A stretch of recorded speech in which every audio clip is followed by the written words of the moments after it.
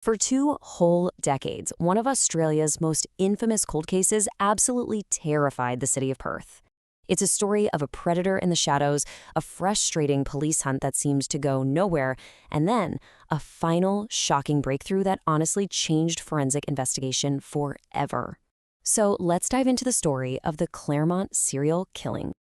Okay, so picture this. It's the late 90s in Claremont, a really affluent, safe-feeling suburb of Perth, Western Australia. But between 1996 and 1997, a dark shadow falls over this community.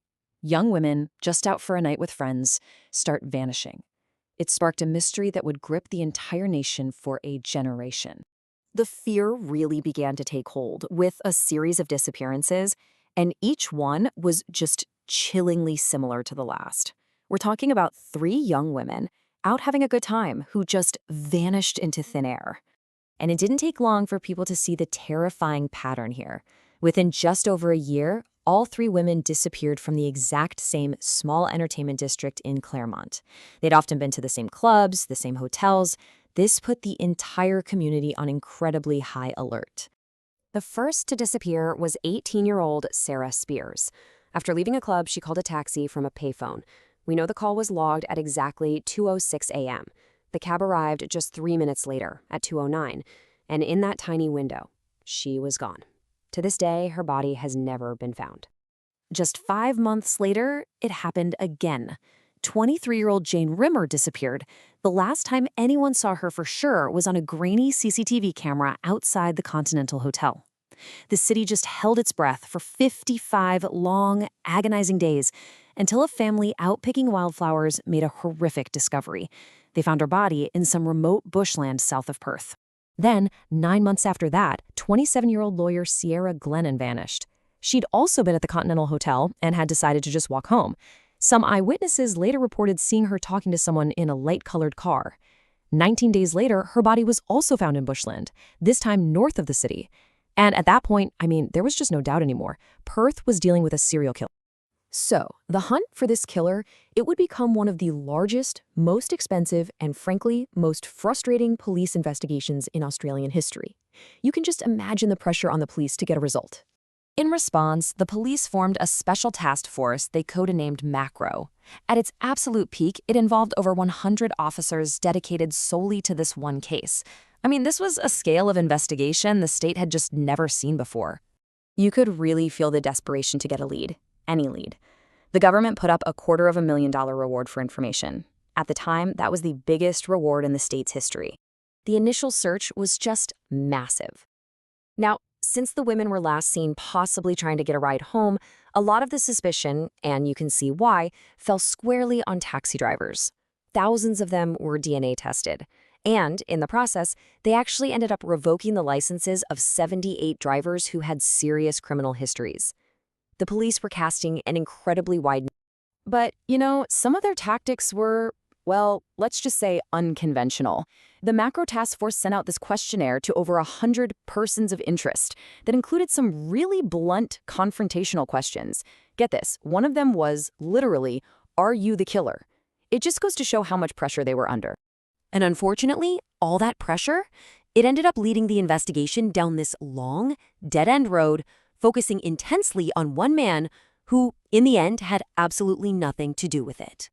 For the better part of a decade, their number one suspect was a local public servant named Lance Williams. So how did he even pop up on their radar? Well, it was because of a police decoy operation.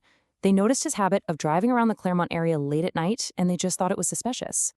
So Williams was put under years of intense 24/7 surveillance. He was pulled in for multiple, lengthy interviews, but in the end, there was never a single shred of physical evidence linking him to any of the crimes. Finally, in 2008, the police had to clear him, and the investigation was right back to square one. So with the main suspect cleared, the case went officially cold. Years passed with no new leads. But then, out of nowhere, this stunning breakthrough. And it didn't come from a new witness or a confession. It came from old evidence and brand new technology. Okay, so this is where the story gets really incredible. The breakthrough came from this unbelievable forensic trail that stretched back almost a decade before the murders. In 1988, an attacker left his DNA on a silk kimono he dropped while fleeing a break-in. Then, in 1995, that same DNA profile showed up after a violent rape. And then, and this is the crucial part, that same DNA was discovered under the fingernails of Ciara Glennon. Advances in technology finally allowed scientists to connect these three totally separate crime scenes to one single unknown man. So who did this DNA point to? Well, it led them to the most unlikely guy. On December 22, 2016, almost 21 years after Sarah Spears first disappeared, police arrested Bradley Robert Edwards. He was this quiet, unassuming telephone technician who had never, not once, been on their radar. Now, the DNA was absolutely the smoking gun, right? But it wasn't the only thing they had.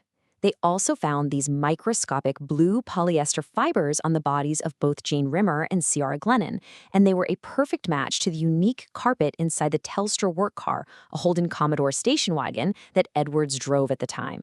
So, with their man in custody and all this incredible evidence compiled, the case finally went to trial. And the media, of course, they're calling it the trial of the century for Western Australia. And then, before the murder trial even kicks off, Edwards does something stunning. He pleads guilty to that 1988 break-in and the 1995 rape, the very crimes that had provided that crucial DNA link. They had their man, but the question was, could they prove he was the killer? After this grueling 7-month trial that was heard by a judge alone, the verdict finally came down. Bradley Robert Edwards was found guilty of the murders of Jane Rimmer and Ciara Glennon. But, and this was a shock for many, he was found not guilty of the murder of Sarah Spears. So you're probably asking, why the split verdict? How can he be guilty of 2 murders but not the third? Well, it all came down to the physical evidence. For Jane Rimmer and Ciara Glennon, the prosecution had those fibers from his car. For Ciara, they had his DNA from under her fingernails. It was a direct link. But for Sarah Spears, whose body was never found, there was no forensic evidence at all. The judge actually said it was likely Edwards was her killer, but without that direct physical link, he just couldn't convict beyond a reasonable doubt. For the 2 murders he was convicted of, Bradley Robert Edwards received one of the longest sentences in Australian history, life in prison with a minimum of 40 years before he can even be considered for parole. The judge made it clear it was highly likely he would die in jail. And so, after more than 2 decades, one of Australia's darkest chapters finally came to a close. A killer is behind bars, and 2 families finally have some form of justice. But a painful question mark still hangs over this whole case. A final, heartbreaking mystery for a family that is still waiting, still hoping for answers.